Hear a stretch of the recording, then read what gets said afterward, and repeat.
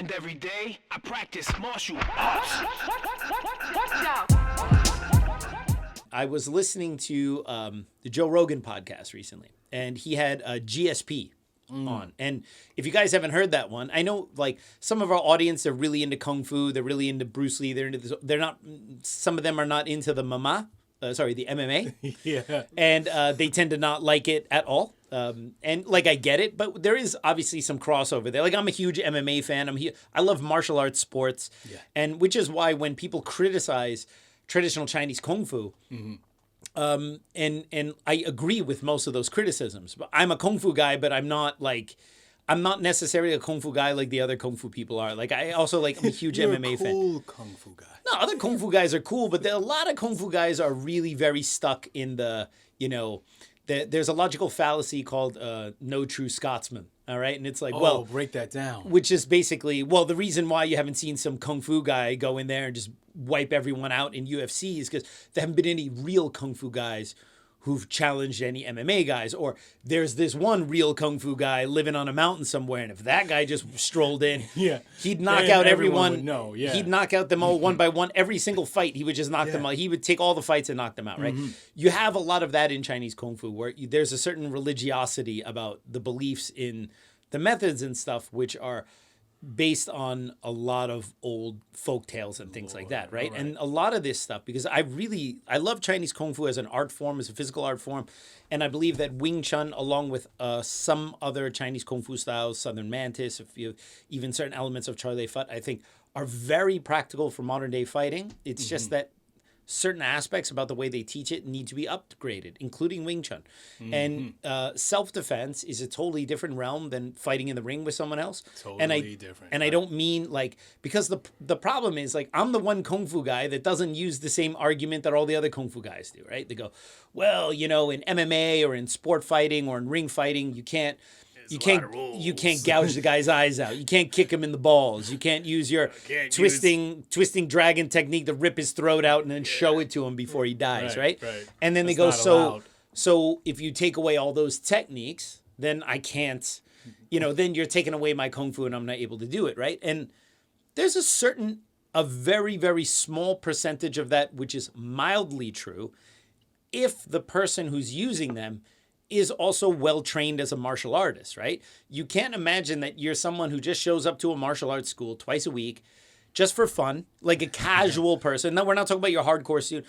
Shows up, you learn a couple, poke the dude in the eye, kick the guy in the groin, and with that, if GSP attacked you on the street, you'd be like, I got this. I'm just going to poke him in the eye, kick him in the balls, all right? Because you would need to be at a really high level to be able to poke GSP in the eyes and kick him in the balls, right? I posit that you could probably take most traditional Kung Fu instructors who are just kick him in the groin, poke him in the eyes, and you can put them in a ring with GSP and tell GSP, don't strike them, don't do anything. All that dude is going to do is try to kick you in the balls and poke you in the eyes. I don't even think they'd be able to do it. He's not going to stand there and let you do it. He's going to move around, right? He just gets he just grabs your foot and he's going to take you to it's not going to happen, right? But people really believe that that's the difference, right? I don't think there's that at all. Because first of all, if you're in a real street fight, all right, whatever a real street fight is, or let's say self-defense, all right? Well, GSP can also poke you in the eyes and kick you in the groin too. Exactly. People always forget that. He can also do that if those rules are off the table, right? Yes. So that's not really the real difference between self-defense and sport fighting. The real difference is this. Whether there are two types of violence you can encounter, right? You have social violence and predatory violence. Social violence, hey, what are you looking at? Push and shove. It's between dudes and alcohol, right? What are you looking at? Push and shove, and the thing escalates and it's like, boom. Most social violence is avoidable if you're not a meathead, all right? You de-escalate, you get out of there, and if you have to move, you go, and it's a very quick kind of short thing, right? That's where most Kung Fu people, if they know how to use their art, could have a chance, all right? And if they're taught to defend that. The problem is they're going into a realm where they're now in a sportive combat back and forth with someone who's a highly trained athlete, doing something they're not trained to do against someone who's really good at that. And that's a problem, all right? So if you imagine that the real difference between self-defense and sport fighting All right. Besides the rules, I mean, there are a lot of differences between the two. But there's one main difference, and it's psychological, and that makes all the difference in the world. In self-defense, well, I should say this in sport fighting, you have 2 willing participants. 2. And in self-defense, you have only one. Only all right? one. The guy who's attacking you, he's a willing participant. He's so willing. You are like, what the heck is going on? You are not willing. And psychologically, that's very different than, okay, I'm going to go back and forth and try to test myself skill for skill with this guy here. Right. And if you do that in a ring, where you don't have the element of surprise, and now you're dealing with someone with good footwork, good boxing footwork, good timing, powerful punches, and you have not trained in that, it's no wonder. You know, every time some video comes out, there's some Wing Chun idiot, you know, like this guy fighting Xu Xiaodong, the Chinese MMA fighter, right? The famous. Every time you hear this, he beats up a Tai Chi guy, he beats up a Wing Chun guy, he beats up one of these guys, right? Man. For me, that's not the headline.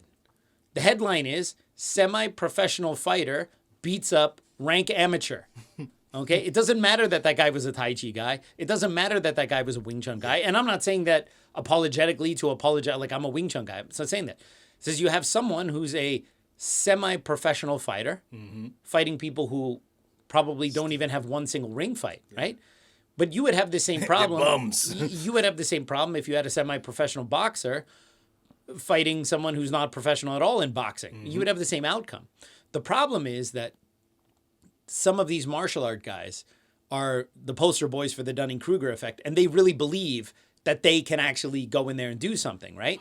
And if you want to go in the ring and fight using Wing Chun, well, then you need to have an understanding of ring tactics. You probably should learn some boxing. You probably should learn some kickboxing, distance, measure, timing, keep the guy away. And then when you have your opportunity, you go in there. And when I say that, that pisses off a lot of Kung Fu people, because then they'll tell me stuff. Yo, in the 80s, they were full contact Kung Fu contests, whether in Hong Kong or New York or whatever, where dudes were going in there using straight up Kung Fu, whatever style it was, beating up other people of other styles using straight Kung Fu. And I go, you're totally right. Yeah. But the problem is that's also a little bit of confirmation bias, because sometimes you have people who are just extraordinary fighters, no matter what style they do. They're very powerful, very dominant. And let's face it, in the 1980s, when you're at a local tournament, you're a Kung Fu guy and you're fighting someone else who's in a traditional martial artist, someone else who's in a traditional style. You're not fighting someone who has the ability to box, kick, and wrestle seamlessly together. You have someone who strikes in a particular way, maybe karate or taekwondo, or maybe Char Lei Fat, or maybe a Kung Fu style. And you are a Wing Chun person, a Char Lei Fat guy, a Mantis guy, whatever. And you're very skilled. Of course, you can have these slobber knocker amazing fights. But I would posit the average person who only knows a little bit of martial arts nowadays is better at piecing it together than the people were back then. And the reason is, you know, back in the 80s, right? We grew up in the 80s. If some boy said, yo, man, I know martial arts, what did he do? He did some shit that looked like he came out of a movie, right? Jumping around, spinning, whoa, doing some ninja shit and some dive roll, right? Like the dude you met. Yeah, exactly, right? Back in Seattle. Yes. Those are the dudes, if they don't know anything, they copy whatever is in the zeitgeist of that time period. Right. And in the 80s, that was like Kung Fu and karate, right?